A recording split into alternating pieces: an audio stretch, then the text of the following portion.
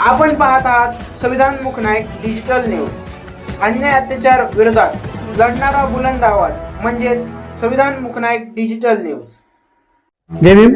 आज आपण हडपसर येथे उपस्थित आहोत. जनसामान्य पार्टीचे अधिकृत उमेदवार रामचंद्र अण्णा तानाजी कांबळे उपस्थित आहेत. जाणून घेऊया त्यांचं मनोगत, काय भावना आहे त्यांची, महानगरपालिकेमध्ये काय झुंबड चालू आहे जाणून घेऊया. जय भीम. आज आपण हडपसर येथे उपस्थित आहोत. आपल्यासोबत रामचंद्र अण्णा तानाजी कांबळे उपस्थित आहेत. जाणून घेऊया काय सांगते. जय भीम, जय लवजी, जय शिवराय. मी रामचंद्र उर्फ अण्णा तानाजी कांबळे या भागात गेली 20-25 वर्ष झालं सामाजिक काम करतो. लहू गर्जना ग्रुप युवा संघटना माझी संघटना आहे. समाजाचे विविध प्रश्न सोडवते. त्या माध्यमातून लोकांच्या प्रोत्साहनाने मी आता प्रभाग क्रमांक 17 अनुसूचित जाती रामटेकडी माळवाडी वैदवाडी येथून एक उमेदवार म्हणून जनसामान्य पार्टीकडून उमेदवारी लढवत आहे. तुम्ही आता नगरसेवकाला उभा आहात, तर जनतेकडनं काय अपेक्षा आहे तुम्हाला, की जनता तुम्हालाच काय निवडून देईल? आता बरेचसे नगरसेवक आहेत, बरेच लोक आहेत, तर तुम्ही असं काय वेगळं कराल जनतेसाठी? मी या भागात गेले 25 वर्ष झालं समाजसेवा करतोय. औषध म्हणजे कोरोना काळात आरोग्य शिबिर, अन्नधान्य वाटप, रक्तदान शिबिर, विविध महापुरुषांच्या जयंत्या या माध्यमातून मी काम करतोय. गेले 8 वर्ष झाले या ठिकाणी पिण्याच्या पाण्याचा प्रश्न आहे. आपण पाहतोय जवळजवळ 8 वर्षापूर्वी नगरसेवकचं इलेक्शन झालेले, त्याच्यानंतर कोणी या भागात फिरकलं नाही. लोकांची पाण्याची समस्या आजही माझ्या माध्यमातून काही भागात टँकर येतो. 8 इंची पाण्याची पाईपलाईन मी 4 वेळा आंदोलन करून शासनाकडनं ती मागणी मान्य करून घेतली. आज ती लाईन झाली. ते लाईन झाल्यानंतर मुळात प्रश्न आहे की विरोधकांनी विकास कामं पाहता माझ्यावरची खुनी हल्ला केला, जीव घेणार. मी 4 महिन्यापूर्वी मरता वाचलोय. तर लोकांचा मला आशीर्वाद आहे, लोकांची कामं करतोय, त्याच्यामुळे मी वाचलोय. आणि लोकांनी सांगितलं, भाऊ तुम्ही काम करताय, तुम्ही उभा राहिलं पाहिजे. तुम्हाला अधिकृतरित्या पुणे महानगरपालिकेचं आणि राजकीय पद असेल तर तुम्ही आणखी जोमाने काम कराल. लोकांच्या आशीर्वादाने, प्रेरणेने आणि माझ्या लोकवस्तीतील लोकांनी वर्गणी काढून मला उभं केलं. पाहिलं की आपल्याला सगळ्या आपल्या जे जनतेने वर्गणी काढून तुम्हाला नगरसेवकासाठी उपस्थित केलेलं आहे. मग तुमच्यावर जनसामान्याचं खूप प्रेम आहे, दिसून येते. तर तरुण पिढीची काय भावना आहे तुमच्याबद्दल? आमचं मी मगाशी सांगितलं त्याप्रमाणे 17 पुणे शहरातील 17 जागेच्या रोड वायडिंग पूरग्रस्त अशा भागातील इथं पुनर्वसन झालेले. आम्हाला इथून जायला 1.5 किलोमीटर चालत जावं लागतं मेन रोडला. इथं झोपडपट्ट्या आजूबाजूला असल्यामुळं तरुण वर्ग ही व्यसनांच्या आहारी चाललाय. बरं, हाच नाही, मी फक्त माडापुरतं बोलत नाहीये. रामटेकडी भागात खूप मोठी झोपडपट्टी आहे. जसं की माझ्या माहितीप्रमाणे आजूबाजूचे लोक रामटेकडीला धारावी समजतायत. त्या ठिकाणी 15 दिवसाला महिन्याला खून होतात. मुलं ड्रग्स, गांजा, चरस, अफीम, दारू याच्या आहारी जात आहेत. तर मी तरुणांना रोजगार निर्मितीसाठी युवा प्रशिक्षण वर्ग खोलणार आहे, व्यसनमुक्तीसाठी खोलणार आहे. आणि त्यांचं मेंटॅलिटी की गुन्हेगारीकडं आणि व्यसनांकडं, तुम्ही पाहत असाल सोशल मीडियाच्या जगात लहान मुलं गुन्हेगारीकडे ओढत आहेत. मित्र आहेत आमचे काही पोलीस स्टेशनचे, ते म्हणतात की पुणे शहरात अंडर 17च्या खाली गुन्हेगार आहेत. तर गुन्हेगारीकडे न वळता, व्यसनांकडे न वळता रोजगाराकडे कसे वळतील याचा माझा जास्त फोकस असेल. मी त्यांच्यासाठी काम करणार आहे. आता तुम्ही जसं की पाहिलं, बरेचसे पक्ष आहेत जे पाकिट वाटप करतात. त्याच्यामुळे तुम्ही जे उभं राहिलेत नगरसेवकाला, त्याला काही फरक पडेल? मी मगाशी सांगितलं, मला लोकांनी वर्गणी काढून उभा केलेला आहे. त्याच्यामुळे धनशक्ती विरोधात जनशक्ती असा हा लढा असणार आहे. जनतेचा आशीर्वाद ज्याच्या पाठीशी आहे त्याला कसली भीती नाही. तुम्ही किती आणि लोकच म्हणतायत, जसं मोठमोठे राजकीय नेते म्हणतात खावा कोणाचंही मटण आणि दाबा आमचं बटन, तसे लोक कोणाचंही मटण खातील. पण मला विश्वास आहे लोक छत्रीचंच बटन दाबणार आहे. कारण लोकांच्या मनातला आणि लोकांनी उभा केलेला मी सर्वसामान्य कार्यकर्ता आहे, उमेदवार आहे. त्याच्यामुळे लोकांचा विश्वास आहे, माझ्या लोकांवर पण माझा आहे. त्याच्यामुळे नक्कीच विजय माझा होईल, हे मी तर ठामपणे सांगू शकतो. जर आपण निवडून आलात तर आपल्या प्रभागासाठी काय काम करू इच्छिता, किंवा तुमच्याकडे काय विकास आराखडा उपस्थित आहे का तुमचा? जसं तुम्ही सांगितलं, तुम्ही नगरसेवक नसतानाही मागील काळात लोकांसाठी, पाण्यासाठी तुम्ही महानगरपालिकेपर्यंत गेले होते. त्याच्यात तुमच्या जीवित हल्लाही झालेला होता. तर तुम्ही आता नगरसेवक म्हणून निवडून आले तर काय करू शकता? मी छोट्या वस्तीत राहणार आहे, झोपडपट्टीत राहणारा कार्यकर्ता आहे. मी टू व्हीलरवर फिरणार आहे. मी एसी गाडीत फिरत नाही. म्हणजे लोकांचे प्रश्न हे माझे प्रश्न आहेत. काही नेते एसी गाडीत फिरतात, काचावर करून हात करून निघून जातात, पण मी टू व्हीलरवर फिरणार आहे. इथला स्थानिक आहे, म्हणजे जो प्रश्न नागरिकांचा आहे तो माझा आहे. आमच्या भागात 20 वर्ष झालं ड्रेनेज लाईन बदललेली नाहीये. जुन्या माडात 26 बिल्डिंग आहेत, 1000 कुटुंब आहेत. आज जर ड्रेनेज लाईन साफ केली तर 2 दिवसांनी पुन्हा गाडी बोलावी लागते. मुळात मोठी समस्या ती आहे. त्याच्यानंतर पाणी आमच्याकडे खूप समस्या आहे. आजही पाईपलाईन टाकलं तरी वरनं प्रेशर नाहीये. मी माझ्या माध्यमातून मी नगरसेवक झाल्यानंतर समोर मोकळं मैदान आहे. मी मोठी टाकी आमच्या इथे स्टोरेज टँक नाहीये. हे पुनर्वसन सरकारी प्रकल्प आहे, पण स्टोरेजसाठी टँक नाहीयेत, जेणेकरून पाणी आलं ते वापरा, तेवढं संपलं की बसा, अशी परिस्थिती आहे इथं. तर मी समोर जो मोकळं मैदान आहे सर्वात मोठी टाकी बांधणार आहे, जेणेकरून संपूर्ण या म्हाडाला त्याचं पाणी पुरवठा होईल. त्याच्यानंतर पुनर्वसन आहे आमचं. मी इथं राहायला आल्यापासून सांगतोय, हे पुनर्वसन आहे की पुनर्शोषण आहे आमचं. म्हणजे आमचे 40, 50, 60 वर्षापूर्वी आमच्या पिढ्या पुणे शहरात पोट भरण्यासाठी आल्या. आता तुम्ही आम्हाला सरकार हळूहळू करत दिशेला त्या गावाकडेच पाठवताय. त्याच्यामुळं या पलीकडे 40 बिल्डिंग आहेत. नवीन माड आहे, हा जुना माड आहे. प्रधानमंत्री आवास योजना, म्हणजे जवळजवळ सर्व जणांचं पुनर्वसन झालेले 1,500 कुटुंब या भागात आहेत. सर्वांना सेम प्रश्न आहे, पाणी प्रश्न, स्वच्छता, ड्रेनेज. तर मी इथं राहत असल्यामुळे मला माहिती आहे काय प्रॉब्लेम आहे काय नाही. दुसरी गोष्ट, सीसीटीव्ही कॅमेरा आमच्या भागात लोकांना वाटतं, हे जसं मुंबईला आपण पाहिलं की परप्रांतीय हे ते वाद चालू आहे, तसं लोकांना वाटतं आम्ही परग्रहावरून आलो, आजूबाजूच्या झोपडपट्टीतल्यांना ते येतात दादागिरी करतात. पण त्यांना माहित नाही, आम्ही पुणे शहरातनं 17 झोपडपट्ट्यामधून, म्हणजे आम्ही अशा झोपडपट्टीत आलो की तिथं आजही नाव घेतलं की कोणी जात नाही. पण आम्हाला संस्कार आमच्यावर वेगळे आहेत. म्हणतात ना, या ठिकाणी चांगली लोक आहोत, ते दादागिरी करतात, काही लोक चोऱ्या करतात, पेट्रोल चोरतात, गाड्या चोरतात. त्याच्यासाठी मी संपूर्ण प्रभागात, म्हाडातच नाही, मी संपूर्ण प्रभागात राम टेकडी, वैदवाडी इथे नवीन म्हाडात सीसीटीव्ही कॅमेरे बसवणार आहे. आणि त्याचा totally access Wanwadi police station PIच्या केबिन मध्ये देणार आहे. स्वतः मी ते करणार आहे. असे बरेच, तुम्हाला मगाशी सांगितलं व्यसनमुक्ती, खूप व्यसनाधीन आहेत आपण, खूप एवढे व्यसनाधीन आहेत ना, म्हणजे नशेच्या आहारी गेले त्यांना आई वडील कळत नाही, बायको कळत नाही, असे खूप प्रश्न आहेत. त्याच्यानंतर तुम्ही आल्यापासून तुम्ही पाहिलंय की सरकारी टॉयलेट नाही आमच्या भागात. 1000 कुटुंब आहेत, इनबिल्ट टॉयलेट आहे सरकारने दिलेलं, एक टॉयलेट आहे. आज एखाद्याच्या घरात दुःखद कार्य असेल, आज एखाद्याच्या घरात लग्न असेल, पाहुणे रावळे येतात, टॉयलेटला जायचं हाल होतात. आज 25 वर्ष झालं आम्ही मागणी करतो वारंवार, सरकारी टॉयलेट नाहीये. तर मी या ठिकाणी भव्य आणि प्रशस्त, मी सहाय्यक आयुक्तांची भेट घेतली, पत्र दिलं होतं, आचारसंहिता लागली, त्यांनी मला सांगितलं की घाण करतील सरकारी टॉयलेट. ऍक्च्युली सरकारी टॉयलेट घाण करतील म्हणजे ते घाण होणारच आहेत. तुमचे कर्मचारी त्याच्यासाठीच पगार घेतात स्वच्छ करायला, तुम्ही ते स्वच्छ केलं पाहिजे. 1000 कुटुंबाला महिन्यात 4 लोकांच्या घरी कार्यक्रम निघतात, टॉयलेटला जायचं कुठं. त्याच्यामुळे माझं प्राधान्य आहे, या ठिकाणी मी भव्य प्रशस्त टॉयलेट बांधेल, जेणेकरून पाहुणे रावळे घरी आले, काही कार्य असेल त्यांना काय अडचण येणार नाही. ड्रेनेज लाईन बदलून घेणार मी. त्याच्यानंतर पाण्याची टाकी, LED लाईट लावणार आहे संपूर्ण प्रभागात.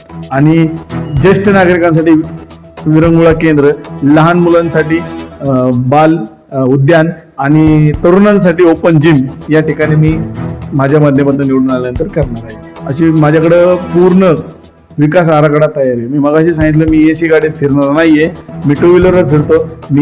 मी या चौकातच असतो, संभाजी मंदिरात असतो. त्याच्यामुळं मला प्रश्न माहिती आहे. एसीत फिरणाऱ्याला प्रश्न माहीत नसतात, तो फक्त हात दाखवतो आणि जातो. त्यामुळे माझ्याकडे पूर्ण प्लॅनिंग आहे. हे पाहिलं असेल तुम्ही, पूर्ण प्लॅनिंग आहे माझ्याकडे. कचऱ्याचा खूप गंभीर प्रश्न आहे. आज तुम्ही आलात, कचऱ्याचा खूप गंभीर प्रश्न, तो प्रश्न आपणच सोडवला नाही तर आता तुम्हाला यायला नसते. आणि असंच काम करताना विरोधकांनी जळून किंवा राजकीय खुन्नस काढून 7 ते 8 जणांनी ह्याच चौकात ऐन गणपतीच्या दिवशी माझ्यावर हात मिळवून पाठीमागे जाऊन धारदार शस्त्रांनी खुनी हल्ला केला. सर्वांचे नागरिकांचे आशीर्वाद आहेत आणि माझं नशीब बलवत्तर म्हणून मी त्या हल्ल्यातून वाचलो. नक्कीच आपण जनतेच्या सेवेसाठी एवढं हे झटतायत, तर तुम्ही CCTV कॅमेरा लावणार आहात, तर त्याच्याने प्रभागामध्ये काय फरक पडेल का? नक्कीच तो तिसरा डोळा आहे. माणूस झोपला तरी कॅमेरा 24 तास चालू असतो, त्याच्यामुळे तो तिसरा डोळा आहे. आणि विशेष म्हणजे त्या कॅमेऱ्याचा ऍक्सेस मी वानवडी पोलीस स्टेशन PI साहेबांच्या केबिन मध्ये 24 तास देणार आहे. त्याच्यामुळे चांगला फरक पडणार आहे. बरोबर आहे का नाही? आता रामटेकडी सारखा भाग आहे, 15 दिवसाला खून होतं, 15 दिवसाला जाते भांडणं होतं, चोऱ्या, खून, मारमाऱ्या. आज तिथं मी परिस्थिती पाहिली आहे. म्हणजे 14-15 वर्षाची 4-5 मुलं कोयता घेतात, मारून टाकतात. म्हणजे माणसाची जिंदगी ते कोंबडीसारखी झाली. मारला संपला, हजर होणे, भीतीच नाही कायद्याची. त्याच्यामुळे त्यांच्या कुटुंबाचं मतपरिवर्तन करणं गरजेचं. कारण गुन्हेगारीचा शेवट आपण चित्रपटातनं पाहतो. बरेच जण चित्रपटात त्यांच्या ऐशोआरामाची जिंदगी घेतात, पण तो शेवट घेत नाही. त्याच्यामुळं कॅमेऱ्याचा ऍक्सेस माननीय वानवडी पोलीस स्टेशन PI यांच्या केबिनमध्ये आणि जमलंच तर ACP आणि DCP यांच्याही केबिनमध्ये देणार आहे मी, जेणेकरून PI एक वेळ गप्प बसेल राजकीय दबाव, ACP आणि DCP नाही गप्प बसणार. त्याच्यामुळं कॅमेरा हा माझा पहिला आहे डोक्यात, की मी कॅमेराच बसवणार निवडून आल्यानंतर. तुम्ही पहा, निवडून आलं की माझं पहिलं उद्घाटन असेल CCTV कॅमेरे संपूर्ण प्रभागात. आता जसं की आपण पाहिलं की आपल्याला प्रचार करायला अवघे 5 ते 10 दिवस भेटलेले आहेत. 10 दिवसामध्ये आपण आपला प्रभाग फिरू शकतो असंही नाही, कारण आपल्याला महानगरपालिकेचे काम आहेत, आपण निवडणुकीला उभा आहात, तर बाकीचेही काम आहेत. मोठे पक्षांना त्यांनी ऑलरेडी 1-2 महिने झालं प्रचार करत आहेत. तर हे कसं पाहताय तुम्ही ह्याच्याकडे? अगदी तुम्ही नक्की जे बोलताय ते सत्य आहे. राष्ट्रीय पक्ष असतील किंवा स्टेट लेवलचे पक्ष असतील, त्यांच्याकडे ऑलरेडी स्वतःचं चिन्ह आहे. त्याच्यामुळे निवडणूक जाहीर झाली तेव्हापासून ते प्रचाराला लागले. आणि हे पक्ष धनदांडगे, म्हणजे मी मगाशी म्हणलं की धनशक्ती विरुद्ध जनशक्ती ही लढाई आहे. आणि आम्हाला चिन्ह नसतं, आम्ही अपक्ष आहे. आम्ही जनतेच्या मनातले कार्यकर्ते, जनतेने उभं केलेलं आहे, त्यांनी पाठबळ दिलेलं आहे, त्यांनी वर्गणी काढून उभं केले. आम्हाला चिन्ह मिळाल्यानंतर आम्ही लोकांपर्यंत, लोकांना माहिती आहे थांबणार आहे, पण मुळात संभ्रम हा आहे की लोकांना चिन्ह काय बाबा, तुमचं भाऊ चिन्ह काय. त्याच्यामुळं चिन्ह मिळाल्यानंतर आमची खरी कसरत सुरू होते. म्हणजे आम्हाला मोजके 8 ते 10 दिवस प्रचाराला मिळतात. त्यातील लोकांना चिन्ह समजावून सांगावं लागतं. आज राष्ट्रीय पक्षांचे चिन्ह लोकांच्या अंगवळ नेईल. तसं जसं मी म्हणलं की छत्री माझी निशाणी, मला निवडणूक आयोगाने रीतसर अधिकृतरित्या मला छत्री दिली इलेक्शनसाठी. त्याच्यामुळे मी, आणि जे 10 दिवस आहे त्या संधीचं मी खूप सोनं केले. म्हणजे माझ्यावर हल्ला झाला तो सोशल मीडियावर व्हायरल होता. त्याच्यामुळे मी घरी गेलो की लोक मला ओळखतायत, राम भाऊ तुम्ही आहात का, तुम्हाला मत देणार. आणि तुम्ही म्हणलात तसं आमचा प्रभाग एवढा मोठा आहे, 15 नंबर पर्यंत आहे रामटेकडीपासून.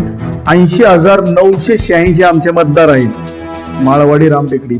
तर इथपर्यंत तर मला काय पोहोचता आलं नाही, पण त्या माध्यमातून मी पोहोचलो लोकांशी. लोकांनी मला प्रतिसादही दिला. मी घरोघरी पॅम्पलेट स्वतः वाटले, स्वतः. कारण मी सामान्य नागरिकांच्या मनातला आणि सामान्य छोटासा कार्यकर्ता आहे. त्याच्यामुळं ज्यांच्यापर्यंत पोहोचलो, ज्यांनी माझं स्वागत केलं, त्यांचं खरंच आपलं संविधान मूकनायक डिजिटल न्यूजच्या माध्यमातून मी त्यांचा आभार व्यक्त करतो. त्यांनी आपल्या घरातील लहान भाऊ मुलगा औक्षण केलं, आशीर्वाद दिलेत. त्यांच्या तर तुमच्या संविधान मूकनायक डिजिटल न्यूज चॅनलच्या माध्यमातून ज्यांच्यापर्यंत मी पोहोचू शकलो नाही अशांना आव्हान करतो. छोटासा कार्यकर्ता आहे, सामान्य व्यवस्थित राहणारा तुमच्या घरामधील एक व्यक्ती आहे, तर तुमच्यापर्यंत पोहोचता नाही आला अशी मी खेद व्यक्त करतो. 10 दिवसात कुठे कुठे माणूस जाणार ना. तर मी तुम्हाला या न्यूज चॅनलच्या माध्यमातून आव्हान करतो, तुमचा लेख, तुमचा मुलगा, तुमचा भाऊ या नात्याने एक मताचा आशीर्वाद द्या मला. मी म्हणत नाही, मला एक मताचा आशीर्वाद द्या आणि तुमची सेवा करण्याची मला संधी द्या. एवढंच बोलतो मी. आणि पुन्हा एकदा तुमच्या न्यूज चॅनलच्या माध्यमातून मी त्यांना आव्हान करतो. आणि अजून एक मी इथं सांगू इच्छितो, बऱ्याच लोकांना हे माहीत नसतं, निवडणूक प्रक्रिया प्रत्येक वेळी चेंज होते. तर आताचं जे आहे, एकूण आपल्याला एका व्यक्तीला 4 मताचा अधिकार आहे. 4चा प्रभाग आहे, 4 मतं आपण देऊ शकतो. 4 मतं देत असताना म्हणजे SC अनुसूचित जाती, त्यात 19 उमेदवार आहेत. 9व्या क्रमांकाला माझं छत्री हे चिन्ह आहे. सर्वांना आव्हान करतो की छत्री चिन्हासमोरील बटन दाबून भरघोस मतांचा आशीर्वाद द्यावा मला आणि तुमचा प्रतिनिधी म्हणून पुणे महानगरपालिकेत जाण्याची संधी द्यावी. अ मध्ये छत्री आहे, ब मध्ये अ दाबल्यानंतर ब मध्ये गुलाबी रंगाची मशीन आहे, तिथेही तुम्हाला एक मत द्यायचंय. नसेल तर तुम्ही नोटा दाबू शकता, तो पर्याय आहे. मी दुसऱ्या पक्षाने म्हणणार नाही हे दाबा, मी माझा पॅनल आहे, मी एकटा आहे, स्वतंत्र आहे. तर अ मध्ये बटन दाबायचे, त्याच्यानंतर गुलाबी मशीन आहे त्यात ब मध्ये बटन दाबायचे, त्याच्यानंतर पिवळी मशीन आहे क, त्यातही तुम्हाला बटन दाबून मत द्यायचे. चौथी मशीन आहे लाईट, म्हणजे हलकासा निळा कलर आहे ड, ड मध्ये तुम्हाला मत द्यायचे. ज्यावेळेस अ ब क ड असे चारही मशीनवर तुम्ही बटन दाबाल त्यावेळेस तुमची मतदान प्रक्रिया पूर्ण झाली. आपले 1-2 बटन दाबून बाकी मत नाही द्यायचं म्हणतात, तर तुम्हाला चारही निवडणूक आयोगाच्या नियमानुसार तुम्हाला चारही मशीनची बटन दाबायची. चौथं बटन दाबल्यानंतर तुम्ही येडे वगैरे दाबा. चौथं बटन दाबल्यानंतर बीप वाजतो, बीप वाजून लाईट लागते. लाईट लागल्यानंतर तुमची निवडणूक प्रक्रिया पूर्ण झाली. बरं, याच्यात अजून एक सांगू इच्छितो मी, पूर्वी बॅलेट पेपर होता. बटन निवडणूक मतदान प्रक्रिया पूर्ण झाल्यानंतर मशीन मध्ये तुम्ही केलेल्या चिन्हाची कॉपी यायची, कागद यायचा, तो त्यात पडायचा. ह्या वेळेस त्या ठिकाणी अशी कोणत्याही प्रकारे बॅलेट पेपर नाही, त्याच्यामुळे तुम्हाला फक्त मशीनवरच तुम्हाला बटन दाबायचे. तर विचार करून आपण मतदान करा. माझ्यासारख्या तुमच्या घरातील सामान्य कार्यकर्त्याला आपल्याला संविधान डिजिटलच्या न्यूजच्या माध्यमातून सांगतो, माझ्यासारख्या सर्वसामान्य कार्यकर्त्याला आपण भरघोस मताचा आशीर्वाद देऊन म्हणतो तुमच्या मताचा आशीर्वाद द्या आणि तुमचा प्रतिनिधी म्हणून महानगरपालिकेत जाण्याची एक संधी द्यावी विनंती करतो. जय लवजी, जय भीम, जय महाराष्ट्र, जय भारत. जय संविधान, जय शिवराय, जय लवजी, जय भीम, जय अण्णा.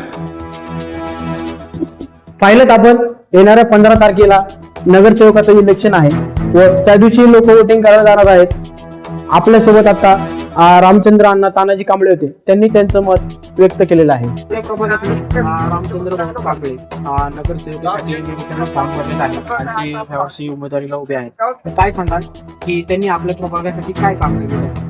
नमस्कार, माझं नाव पायल आहे. रामकांबळे आमच्यासाठी नाही का लगेच जाऊन आलेले आहेत. आमच्या घरात लाईटी वगैरे नव्हत्या, लगेच त्यांनी नाही का सोय केलेली आहे. पाण्याची पण सोय नव्हती आमच्याकडे, त्यांनी आमची पाण्याची वगैरे सोय केली. रस्ता बी खराब होता आणि त्यांनी आमच्यासाठी सगळी सोय केलेली आहे रस्त्याची. हे सगळी पाईपलाईन्स होती. आता तसं तुम्ही पुढचे भावी तरुण तर तुम्ही तुमच्यासारख्या तरुण पोरींना किंवा मित्रमैत्रिणींना काय सांगाल की रामचंद्र भाऊंना निवडून द्यायचंय की नाही? हो, त्यांना मनापासून धन्यवाद आहे, कारण त्यांनाच ओढ द्या, कारण त्यांनी आमची कधी काय केली. पाहिलं आपण जनतेचंही हेच म्हणणं आहे की रामचंद्र भाऊ कांबळे हे जनतेसाठी बेस्ट आहेत आणि योग्य आहे. हडपसरहून मी अभिषेक पल्ला, माझ्यासोबत रोहन धोत्रे.